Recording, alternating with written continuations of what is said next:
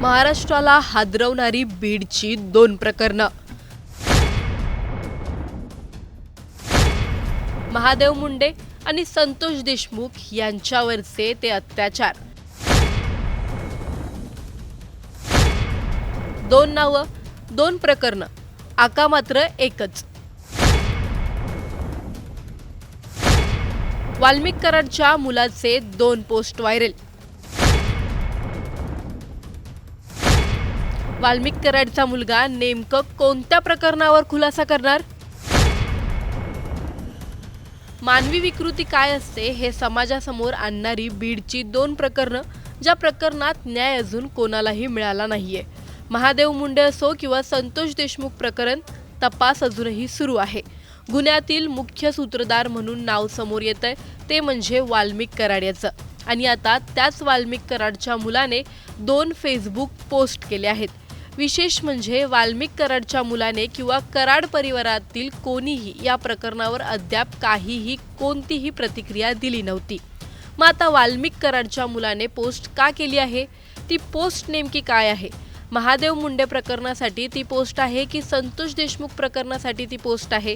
या पोस्टवर काय प्रतिक्रिया येत आहेत आणि हे नेमकं प्रकरण काय आहे जाणून घेणार आहोत या व्हिडिओमधून. त्यामुळे हा व्हिडिओ शेवटपर्यंत नक्की पहा आणि टाइम्स नाऊ मराठीच्या सर्व माध्यमांना सबस्क्राईब आणि फॉलो करायला विसरू नका. सर्वप्रथम वाल्मिक कराडच्या मोठ्या मुलाने म्हणजेच सुशील वाल्मिकराव कराड याने त्याच्या फेसबुकवरून 2 पोस्ट केल्या आहेत. सर्वात पहिली त्याने पोस्ट केली ती होती काल, म्हणजेच 27 फेब्रुवारीला दुपारी 3च्या सुमारास. पोस्टमध्ये कोणाचाही फोटो नाही, फक्त एक बॅकग्राऊंड आणि त्याच्यावरचा तो टेक्स्ट. आता मात्र सर्वांसमोर सर्व काही बोलणार. ही पोस्ट त्याने केली आणि बीडमध्ये एकच चर्चा सुरू झाली. ती म्हणजे या पोस्टमध्ये असलेला मजकूर हा कोणासाठी आहे? कारण बीडमधील संतोष देशमुख प्रकरणात वाल्मिक कराड यांचा हात आहे असे आरोप आहेत आणि खंडणीच्या गुन्ह्यात वाल्मिक कराड यांनी सरेंडर सुद्धा केलं आहे. पण महादेव मुंडे प्रकरणात महादेव मुंडेंच्या पत्नीने SIT समोर हा जबाब दिला होता की वाल्मिक कराडच्या मुलाचा म्हणजेच श्री गणेश कराडचा महादेव मुंडेंच्या प्रकरणात हात आहे. ह्या तपासात काहीच नव्हतं तर साबळे सरांनी एक आम्हाला सगळं म्हणजे SITचा तपास सांगत गेले. पुन्हा मग आम्ही डायरेक्ट सांगितले गेलं होतं की ह्याच्यात वाल्मिक कराडनं तपास थांबवलेला आहे, यामार्फत तुम्ही तपास करा. नंतर मग श्री गणेश वाल्मिक कराड यांनी हे सगळा प्लॅन करून खून केला आहे. पण हा खून कोणत्या कारणावरून केला आहे अजून हे निष्पन्न झालेलं नाही. यामध्ये गोट्या गीते आणि अजून काही त्यांच्या बंगल्यावरचे जे नौकर होते, त्याच्या हाताखाली जे त्यांचा बंगला सांभाळायला होते ते काही जण 6-7 जण आहेत असे. त्यामुळे ही पोस्ट नेमकी कोणासाठी होती हे अद्याप काही कळत नव्हतं आणि कोणत्या प्रकरणावर आहे यावर काही ठाम सांगता येत नव्हतं. पण आज म्हणजेच 28 फेब्रुवारीला दुपारी 12च्या सुमारास सुशील कराड यांची आणखी एक फेसबुक पोस्ट समोर येते सेम पॅटर्नमध्ये आणि त्यावर लिहिलेलं असतं राजाश्रय कुणाला ब्रॅकेटमध्ये आम्हा/तुम्हा. ही फेसबुक पोस्ट समोर येते आणि धागे दोरे जुळतात ते म्हणजे संतोष देशमुखांच्या केससोबत. कारण कालच्या सुशील कराड यांच्या पोस्टवर धनंजय देशमुखांची प्रतिक्रिया आहे आणि त्यात धनंजय देशमुख यांनी राजाश्रय हा शब्द प्रतिक्रिया देताना वापरला आहे. हा व्हिडिओ नीट पहा. एक शेवटचं त्यांना वाटत असेल की सर्वोच्च न्यायालयामध्ये त्यांचा खूप गडगंज त्यांच्याकडे प्रॉपर्टी आहे, त्यांना राजाश्रय आहे. त्याच्यामुळं पैशाच्या जीवावर त्यांना वाटत असेल की कारण ते हायकोर्टाच्या बेल ॲप्लिकेशन दाखल केलं होतं त्याच वेळेस त्यांचा हत्ती लावून त्याच्यावर आरोपीची मिरवणूक काढायची तयारी चालू होती. त्यामुळे सुशील वाल्मिक कराड यांची ही पोस्ट संतोष देशमुख हत्येप्रकरणी असू शकतात याचा आपण अंदाज कुठे ना कुठे नक्कीच बांधू शकतो. पण मग आत्तापर्यंत सुशील कराड हे गप्प का होते? वाल्मिक कराड सध्या जेलमध्ये आहेत आणि ते आणि त्यांचे वकील जामिनासाठी जीव तोडून प्रयत्न करत आहेत. हायकोर्टाने त्यांचे जामीन अर्ज फेटाळले आणि आता तर सुप्रीम कोर्टात जामीन अर्ज दाखल केला असता सुप्रीम कोर्टाने देखील वाल्मिक कराडचे जामीन अर्ज रद्द केले आहेत. आणि जामीन अर्ज रद्द होण्याची बातमी ही कालच माध्यमांमध्ये झळकू लागली आणि त्याच दिवशी सुशील कराड यांची ही पोस्ट समोर आली. त्यामुळे सुशील कराड आता संतोष देशमुख प्रकरणी कोणाचं नाव आणणार? वाल्मिक कराड खरंच या संतोष देशमुख प्रकरणाचा आका आहे की आका दुसरंच कोणीतरी? वाल्मिक कराड फक्त प्यादे मात्र होते. देशमुख हत्या प्रकरणात आता आणखी कोणाचं नाव समोर येणार? सुशील कराड यांच्या दुसऱ्या पोस्टचा अर्थ तरी काय? राजाश्रय म्हणजे नक्की काय?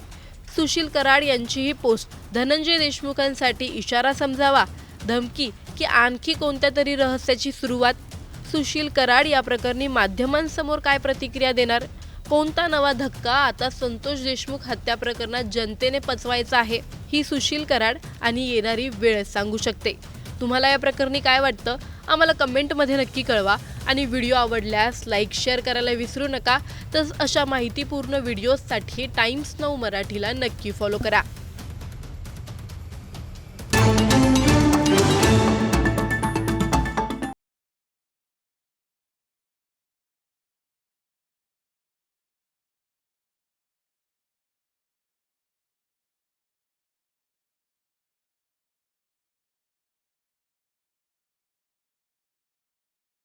या प्रकरणामध्ये वारंवार वडिलांना बाहेर काढण्याच्या प्रयत्नामध्ये असलेला वाल्मिक कराड यांचा मुलगा सुशील कराड यांनी त्याच्या स्वतःच्या फेसबुक अकाउंटवरती एक पोस्ट केलेली आहे आणि ही पोस्ट एका वाक्याचीच आहे आणि या एका वाक्यावरून आता सध्याला जे आहे ते पुन्हा एकदा हे प्रकरणाच्या अनुषंगाने चर्चेला जे आहे ते उधाण आल्याचे दिसून येत आहे.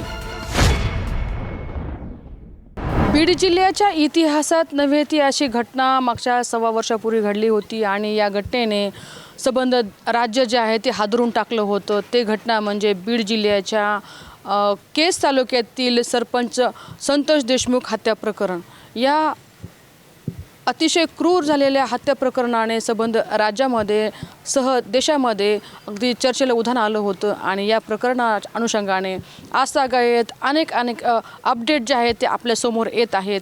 या प्रकरणाने संबंध राज्य जे आहे ते हळहळ देखील होतं आणि आजतागायत या प्रकरणाच्या चर्चा देखील होताना दिसून येत आहेत.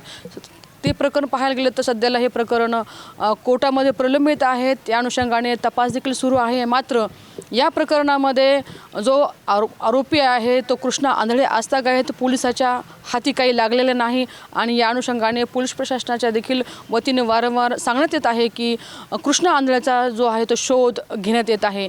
मात्र या अनुषंगाने आता मयत सरपंच संतोष देशमुख यांच्या भावाने खळबळजनक दावा देखील केलेला आहे. तो म्हणजे कृष्णा आंधळे हा तब्बल 3 वेळा त्याच्या गावाच्या घरी येऊन गेलेला आहे आणि हा दावा जो केलेला आहे या दाव्यानं देखील पुन्हा एकदा संबंध राज्यामध्ये पोलीस प्रशासनाच्या अनुषंगाने जे आहे ते संशय घेत असल्याचे देखील दिसून येत आहे आणि या अनुषंगाने चर्चा देखील होताना दिसून आलेल्या आहेत. मात्र यामध्ये 5 आरोपी पोलिसांच्या ताब्यात आहेत आणि त्या अनुषंगाने सध्या ते जेल प्रशासनाच्या ताब्यात असल्याचे देखील आपल्याला पाहायला मिळत आहे. यामध्ये प्रमुख नाव जे येत आहे ते म्हणजे वाल्मिक कराड. या वाल्मिक कराड यांच्या जामिनाच्या अनुषंगाने आपण पाहत आलेलो आहेत की वारंवार प्रयत्न केले गेलेले आहेत. स्थानिक स्तरापासून ते माननीय सर्वोच्च न्यायालयापर्यंत जामिनाचे अर्ज जे आहेत ते दाखल करण्यात आलेले आहेत.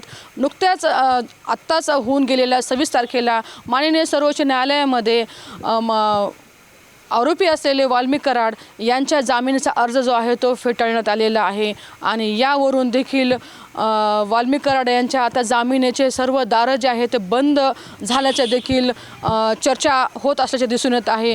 मात्र यानंतर जे आता चित्र समोर आलेलं ते काही वेगळं आहे.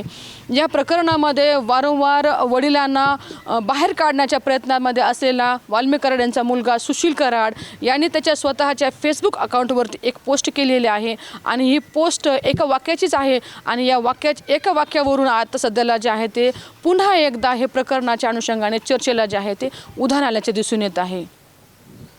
या पोस्टमध्ये सुशील कराड यांनी म्हटलेलं आहे की आता मी सर्वांसमोर बोलणार. नेमकं काय बोलणार सुशील कराड? कुणी सुशील कराडला दबाव दिला होता ज्यामुळे तो आजतागायत सुशील कराड जो आहे तो बोलला नाही? नेमकं कोणते तो नावं घेणार आहे समोर? काय इशारा करत आहे या पोस्टच्या माध्यमातून सुशील कराड? कोणाकडे त्याचा रोख असणार आहे आणि तो कोणकोणती नावं समोर घेणार हे देखील आता या माध्यमातून जे आहे ते अनेक प्रश्न जे आहेत ते आता राज्यामध्ये चर्चेले जात आहेत आणि आपण दुसरीकडे पाहायला गेलं तर संतोष देशमुख हत्या प्रकरणासोबतच आपण पाहू शकतो की परळी येथील व्यापारी मयत महादेव मुंडे यांच्या हत्ये प्रकरणात देखील वाल्मी कराड आणि त्यांच्या मुलाचा हात असल्याचे देखील चर्चा होत आहेत आणि त्यासोबत महादेव मुंडे यांच्या कुटुंबाने देखील आरोप केलेले आहेत. हे प्रकरण जे आहे ते सध्याला SITकडे सोपवण्यात आलेलं आहे. SITच्या माध्यमातून या प्रकरणाचा शेवटचा टप्पा जो आहे तो नार्को टेस्ट आणि ब्रेन मॅपिंगचं देखील तपासण्या सुरू आहेत आणि यानंतर देखील वास्तवमध्ये जे आरोप केलेले आहेत ते आरोपामध्ये सत्यता किती आहे आणि खरंच कोणाची नावं समोर येणार हे देखील आता तो बंद लिफाफ्यामध्ये ते प्रकरण सध्याला आहे. मात्र ज्या आरोपाची सुई जी आहे ते कराड कुटुंबाकडे वारंवार येत असल्याचे देखील आपण पाहत आहोत आणि म्हणून कुठेतरी हताश होऊन सुशील कराडने देखील ही पोस्ट तर केली नसावी किंवा त्याला आजतागायत जे कोणी या प्रकरणामध्ये बोलण्यासाठी बंधने दिली असावीत आणि कुठेतरी तो आता व्यक्त होऊ इच्छित असावा म्हणून कदाचित ही पोस्ट तर नाही ना का यामध्ये आणखी कोणती मोठी मोठी नावं येणार आता याकडे देखील सर्वांचं लक्ष लागलेलं आहे आणि म्हणून हे आता सध्याला जे त्यांनी पोस्ट केलेली आहे अतिशय महत्त्वाची पोस्ट देखील असल्याचं देखील बोललं जात आहे. आता यावरती सुशील कराड काय बोलणार आहे आणि या दोन्ही प्रकरणामध्ये कोणाची नावं येणार का आणखी कोणती नवीन नावं समोर येणार आता या सर्वांकडे जे आहे ते राज्याचं लक्ष लागलेलं आहे. टाइम्स नाव मराठीसाठी सुकेशनी नाईकवाडे, बीड.